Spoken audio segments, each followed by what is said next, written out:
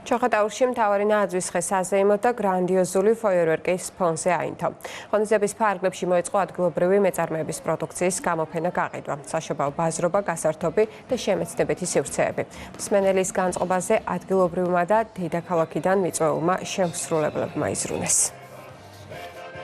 საქართველოს მთავრობის გადაწყვეტილებით დღეს ჩოხატაურის მუნიციპალიტეტში გაიმართა ახალი წლის დღეების ღონისძიება. კიდევ ერთხელ მინდა ყველას მიულოცო დამდეგი ახალი წელი, შობა და კალანდა და ყველას ვუსურვებ ბედნიერ მომავალს, ჯანმრთელობას, შვიდობას და კეთილდღეობას. მინდა მადლობა უთხრა საზოგადოებას და მადლობა უთხრა ყველა იმ ადამიანს, ვინც ჩართული იყო დღევანდელი დღის ორგანიზებაში. ძალიან ბევრი ადამიანი დახვდა ჩოხატაურში, რაც ძალიან სასიამოვნოა და სასიხარულო ჩვენთვის შემსრულებლებისთვის. რაჩვეულებრივი განწყობა ველით 2025 წელს კეთილი სურვილებით.